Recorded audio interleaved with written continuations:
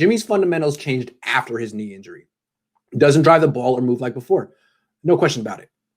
There is no question about it. Before his knee injury, he could drive the ball. He didn't have a great deep ball, but he could drive the ball. His intermediate passes had zip. He wasn't great at throwing outside the numbers, but it wasn't really asked of him very much. He could really throw. He could spin it.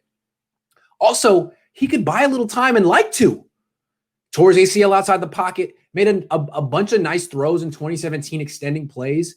After the knee injury is all gone, man. The zip, the improvisation, the ability, I don't know what you else would call it, athletic.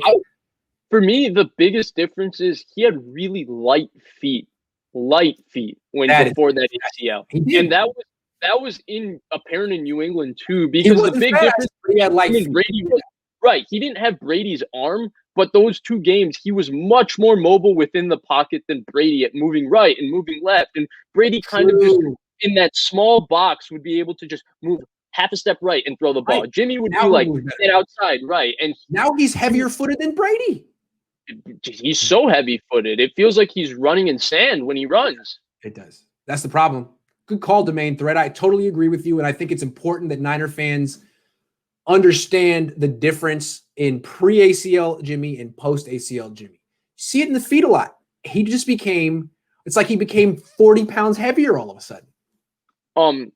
Grant, real quick, before we go, Mark Lamar did donate to you twice and asked 2 questions, and then he donated the third time saying you missed both questions. I just wanted to make sure you I'm really sorry, Mark. Okay, so hold on. I can't find them, but I can read them out. Right here. The first one is, yo, KC stole our what Niner Wire Sam said when he came on here, and T Hill motion plays. The word that I don't want to – This is a family show. I can't use that language. That's why I didn't put it on there, Mark. No, I think the whole motion thing, I don't know who started it, but all the smart offensive coordinators are all over that. They're like, yeah, that works. So you see it from the Andy Reid tree. You see it from the McVay and Shanahan tree. You see it from Peyton. I mean, you got to do it. It creates so many advantages just based on math, and it creates numbers advantages. So everybody's stealing from everybody. And, I don't think that's an indictment on Andy Reid. The fact that he's stealing plays from people at 65 after all he's accomplished, I think is credit to how humble he is and how ready he is to learn. Also, it creates missed assignments in the defense because you got to remember their structure changes. Yeah, it's 11 players. If one guy doesn't get the check that they got to make when this guy goes in motion, now you've increased your chances of getting an explosive play. Tarvarius Moore, palms coverage against. There was a motion. Now we're doing this. Motion. Everybody, look. People got it except Fred one. Warner. Fred Warner taps his helmet. Jimmy Ward taps his helmet. Everybody's got the message. We're playing palms. Tarvarius Moore, I think, was playing like the post safety in cover 3. I don't know what he was doing. He just didn't get it. And that was made possible by motioning. See, a lot when you face a defense, there's chances are there's a Tarvarius Moore on that defense. Talented player, not experienced, can line up and play, but can he make the checks? Now you force him you find out. And again, odds are there's one dude who can. And all you need Kyle is one. does it all the time. Did it to Isaiah Simmons week 1. Yes. And then and the idea is if you just are static and let the defense line up, you're making their jobs easier. Why do that?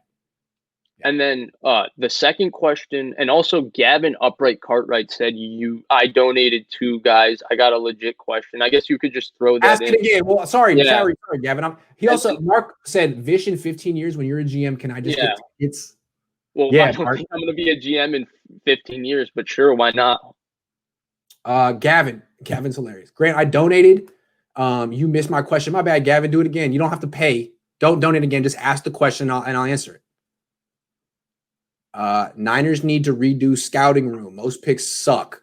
Hey, picks for most teams sucks. No, Vish, I take that back. They would do much better if we were in the scouting department. So they need us. We're available. As long as you credit us for only the ones we're right on and you totally disregard the ones we're wrong about, then yeah, I'd be good at that. Hell yeah. Could we ever see Vish or Lowell as a guest on the Cohn phone? No, they got their own spots on the Cohn YouTube channel. The Cohn phone is for you guys.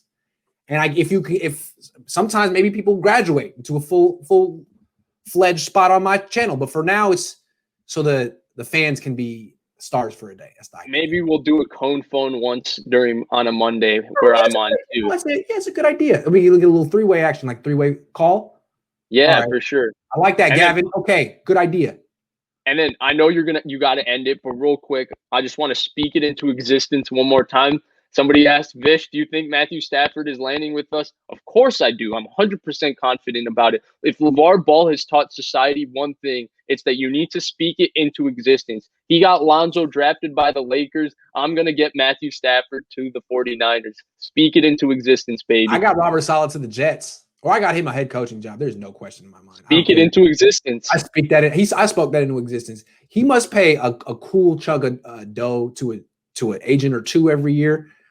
That guy didn't do as much as I did for him. I'm just saying, Robert Saleh.